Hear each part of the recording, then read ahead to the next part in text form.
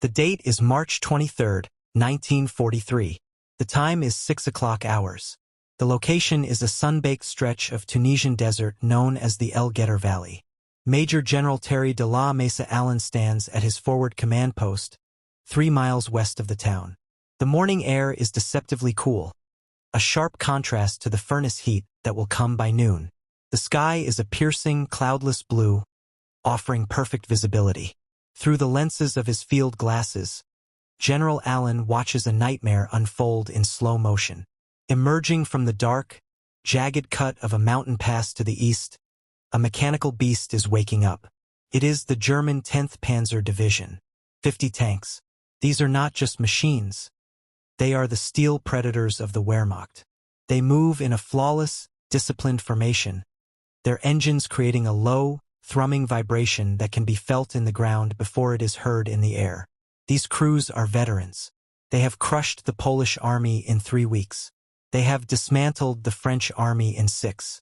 They have driven deep into the Soviet Union. They are the masters of mobile warfare, and they are currently descending into the valley with the supreme confidence of men who have never known a definitive defeat against American forces. General Allen lowers his binoculars. He knows exactly what the German commanders are thinking. He knows they are looking at his lines, the lines of the U.S. 1st Infantry Division, and seeing prey, not opponents. Why? Because just 27 days ago, the United States Army had been humiliated. At a place called Kasserine Pass, these same American forces had been routed. It wasn't just a defeat. It was a catastrophe. They had lost 6,500 men. They had abandoned 50 miles of ground in less than a week. They had fled in panic, leaving behind burning tanks and stockpiles of supplies. The Germans had laughed at them, calling them amateurs and cowards. The British had looked at them with pity and disdain, wondering if the Americans were even capable of fighting a modern war. Now, less than a month later, General Allen's men are dug in across the valley floor. They are waiting. To the German eye, nothing has changed. It is the same uniform, the same equipment, the same soldiers. But the Germans are making a fatal miscalculation. They do not realize that the army they are attacking is not the army they defeated at Kasserine. In the span of 27 days, less than a single month, the United States Army has undergone the most radical, rapid, and complete transformation in the history of warfare. This is the story of how a broken, defeated force reinvented itself in the middle of a war, turned around, and destroyed the very enemy that had mocked it. Chapter 2. The Ghost of Kasserine. To understand the miracle at El Guettar, we must first walk through the hell of Kasserine Pass. Flashback to February 19, 1943. The Atlas Mountains. Field Marshal Erwin Rommel, the Desert Fox, senses weakness. He launches a massive offensive against the American II Corps defending the Kasserine Pass, a strategic 2-mile gap that controls the flow of traffic through the Grand Dorsal Chain. The Americans defending the pass are green. Most have never fired a shot in anger. They arrived in North Africa during Operation Torch just weeks prior. They are eager, but they are dangerously naive. But the failure at Kasserine is not a failure of courage. It is a failure of leadership and doctrine. The American commander, Major General Lloyd Fredendall, has committed the cardinal sin of defense. He has split his forces. Instead of keeping his units together to form a solid wall, he has scattered them across the map in what military experts call penny packets. Small, isolated detachments too weak to support one another. When Rommel strikes, he doesn't hit a wall. He hits a series of speed bumps. The American tanks, the M3 Lees and Grants, are obsolete before they even fire a shot. They have high, flat silhouettes that make them towering targets in the desert terrain. Their main guns are mounted in side sponsons, meaning the entire tank has to turn to aim, unlike the German tanks with their rotating turrets. Worse, the American crews have been trained to fight tank versus tank duels in the open deserts of Louisiana. They have no concept of the combined arms ambush tactics used by the veterans of the Afrika Korps. The infantry is no better. They have dug shallow scrapes in the hard earth, slit trenches, instead of deep vertical foxholes. They do not know that German tank commanders are trained to spot these shallow trenches, drive one track over them, and pivot the tank, grinding the soldier inside into the dust. The collapse is swift and brutal. As the German panzers punch through the pass, the American command structure disintegrates. Units try to radio for artillery support, but the American artillery is a mess. Each battery operates on a different radio frequency. A forward observer from the 3rd Battalion can only call for help from the 3rd Battalion's guns, even if the 2nd Battalion's guns are closer and have a better angle. There is no coordination. There is no massing of fire. Air support is non-existent. American planes are flying somewhere, but not over the battlefield where they are needed. By the night of February 16th, the rout is on. 2 Corps loses 1,600 men in hours. They lose nearly 100 tanks. The retreat turns into a panic. Officers lose contact with their men. Soldiers abandon their weapons to run faster. Equipment that took months to build in Detroit and weeks to ship across the Atlantic is left burning in the Tunisian sand. By February 22nd, the statistics of the disaster are tallied. Casualties: 6,500 Americans dead, wounded, or missing.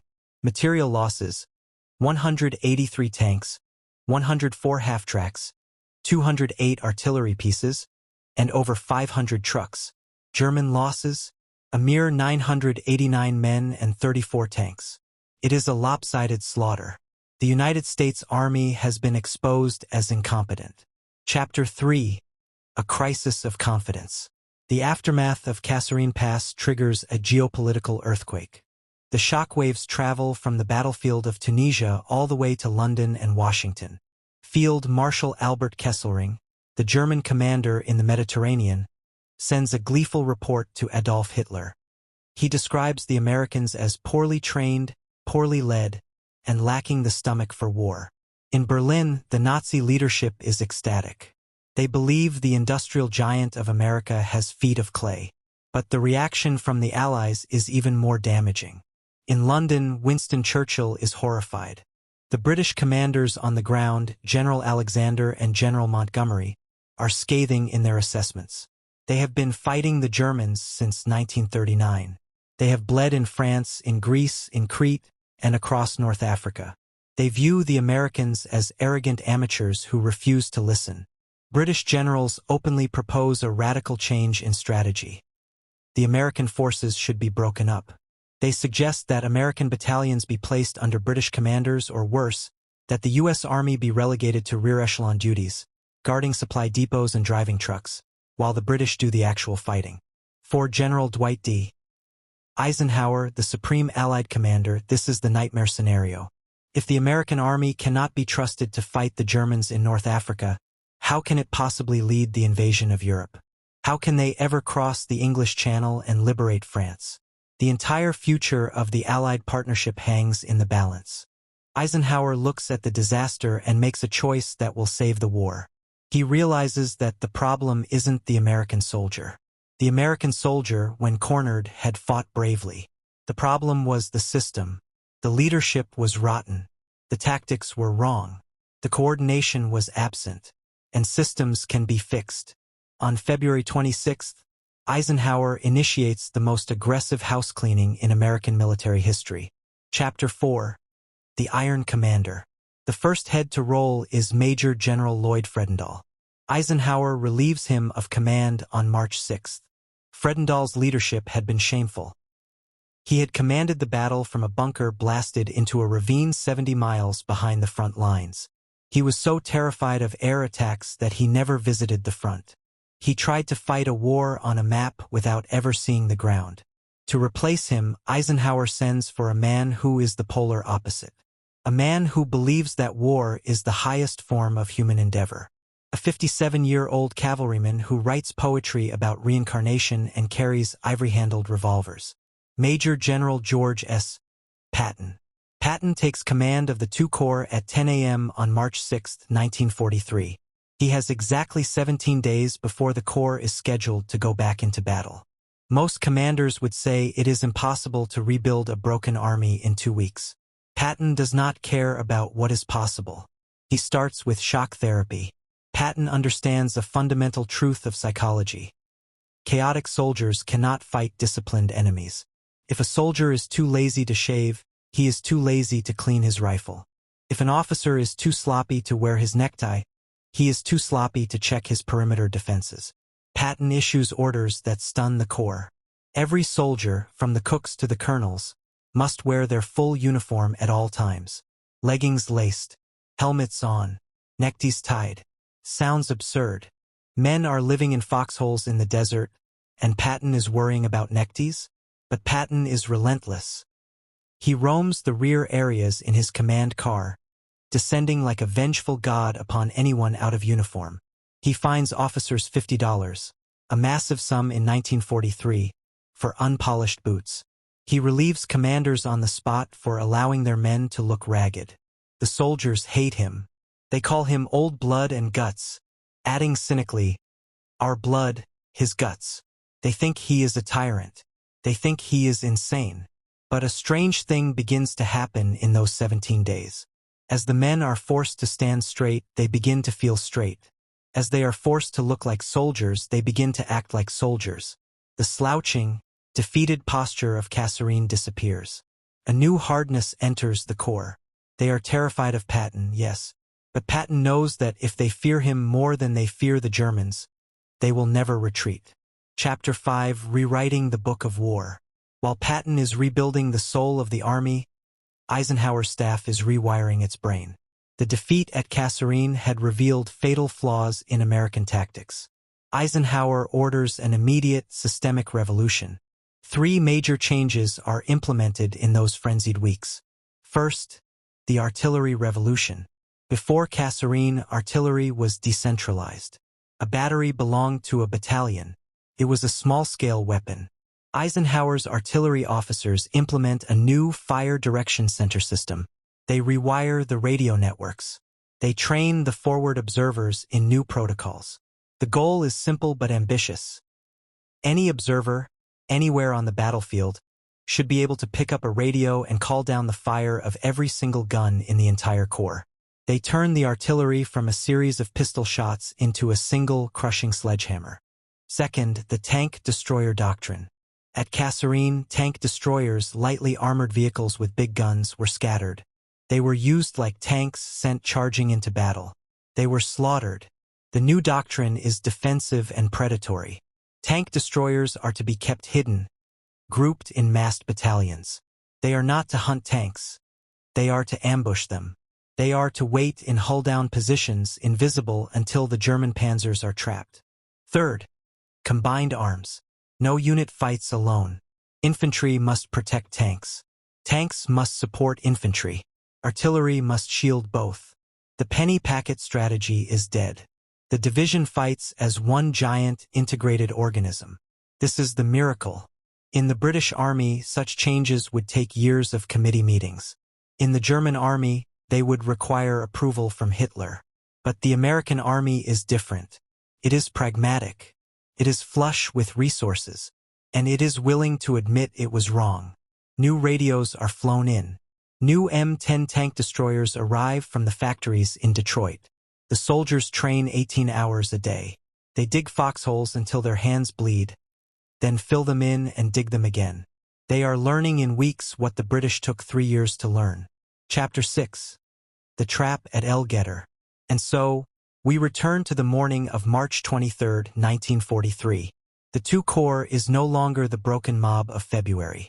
It is a coiled spring. General Allen has deployed the 1st Infantry Division with masterful deception. He has not placed his men in a thin line across the valley. He has built a defense in depth. His forward positions are bait. His real power is hidden. The artillery is positioned behind the ridges, invisible to the enemy but registered on every inch of the valley floor. The tank destroyer battalions, the 601st and the 899th, are dug into the wadis, dry riverbeds, covered in camouflage nets. They are holding their fire. The German 10th Panzer Division rolls forward. They are confident. They see the open ground. They see the lack of visible opposition. They accelerate. Dust clouds rise. The roar of the Maybach engines fills the valley.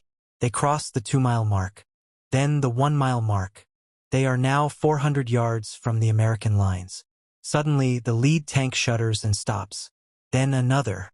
Then a third. Mines. General Allen's engineers have laid a dense minefield right across the natural approach route. The German column, moving at speed, slams into this invisible wall. The discipline of the formation breaks. Tanks try to reverse. Half-tracks swerve to avoid the burning hulks of the lead vehicles. The column bunches up. They are now a stationary, crowded target. On the ridges above, the American forward observers press the transmit buttons on their radios. They do not call for a single battery. They call for everything. Chapter 7, The Steel Rain. What happens next is a display of firepower that stuns the German commanders. The air above the valley is suddenly rent by the sound of hundreds of shells tearing through the sky. It is a time-on-target barrage. The calculations are precise. Shells fired from guns miles apart with different flight times are timed to arrive at the impact zone at the exact same second. The valley floor erupts. For 12 minutes, the shelling is continuous. It is a storm of high explosives and white phosphorus. The phosphorus shells are particularly terrifying. They burst in clouds of white smoke, showering burning chemical shards that stick to skin and metal, burning at 5,000 degrees. The German infantry, riding in their open-topped half-tracks, have no protection. The vehicles are shredded. The soldiers are caught in the open. The German tanks, tough as they are, cannot withstand direct hits from 155mm howitzers. Tracks are blown off. Optics are shattered. External fuel tanks ignite. The German radio networks dissolve into chaos. They have never experienced American artillery like this. This is not the hesitant, inaccurate fire of Kasserine. This is a mathematical apocalypse. As the artillery barrage lifts, the German commanders try to rally. They are professionals. They try to reform the line to push through the smoke. That is when the second trap springs. The camouflage nets drop. The American tank destroyers, the M10S and the M3S, open fire from the flanks. They are firing from stationary, protected positions. The Germans are moving, confused, and blinded by smoke. It is a turkey shoot. The high-velocity American guns punch through the Panzer armor. One by one, the German tanks brew up. The valley is filled with the oily black smoke of burning diesel and rubber. By 9 o'clock hours, just 3 hours after the attack began, the pride of the Wehrmacht is broken. 30 German tanks lie burning on the valley floor. The infantry has been decimated. The assault has not just been stopped. It has been erased. Chapter 8. I will like hell pull out. The battle is not over, however. The Germans are stubborn. In the chaos of the fight, 2 German tanks manage to slip through the barrage and approach General Allen's headquarters. Panic ripples through the command post. Staff officers, remembering the horror of Kasserine, look to the general. One suggests it might be time to withdraw the headquarters to a safer location. General Terry Allen turns to him, his face covered in the dust of the battle. He does not blink. I will like hell pull out, he snarls, and I will shoot the first bastard who tries. This attitude, this refusal to yield an inch, radiates down to the riflemen in the foxholes. Kasserine, they ran. At El Guettar, they look at the oncoming tanks, they look at their officers, and they stay. They fire their bazookas. They man their machine guns. They hold the line. At 16:45 that afternoon, the Germans try again. They launch a second assault, trying to flank the American positions. But the American system is flexible. The artillery observers shift their aim. The tank destroyers reposition. The result is the same. The German flank attack runs into a wall of fire. The coordination is seamless. The infantry protects the guns protect the infantry. By sunset, the 10th Panzer Division withdraws for good. They retreat back into the mountains, leaving their dead behind. Chapter 9, The Meaning of the Miracle. The sun sets over the El Guettar Valley, illuminating a graveyard of German armor. The victory is absolute, but its significance goes far beyond the burning tanks. The psychological impact is immediate. The German reports sent back to Berlin change their tone. No longer do they write about amateurs. They write about a new tactical competence. They write about devastating artillery. Rommel himself, writing in his papers, admits that the Americans have learned the art of war with incredible speed. The mockery stops. The British are silenced. The talk of breaking up American units vanishes. Eisenhower has his proof. The American soldier, properly led and equipped, is the equal of any fighter in the world. But the real story of El Guettar is the story of adaptation. In World War II, every army made mistakes. The British were driven off the continent at Dunkirk. The Soviets lost millions in 1941. The Germans were halted at Moscow.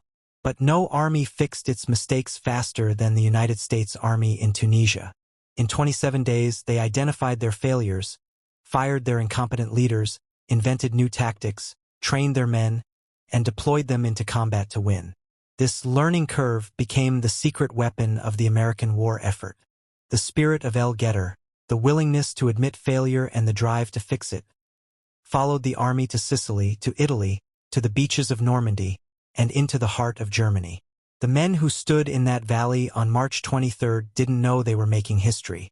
They were just tired, dusty men who wanted to survive. But they had done something remarkable. They had looked into the abyss of defeat, and instead of blinking, they had rebuilt themselves into conquerors. Outro. From the shame of Kasserine to the glory of El Guettar, that is the journey of an army finding its soul. If this story of resilience and transformation inspired you, please take a moment to hit that like button. It helps us preserve these stories for the next generation. And don't forget to subscribe and turn on the notification bell. We are digging through the archives every week to bring you the history that textbooks often skip. I want to hear from you in the comments below. Where are you watching from? Are you in the US, the UK, Australia, or somewhere else? Let us know. You are the reason we keep telling these stories. Thank you for watching, and thank you for keeping history alive.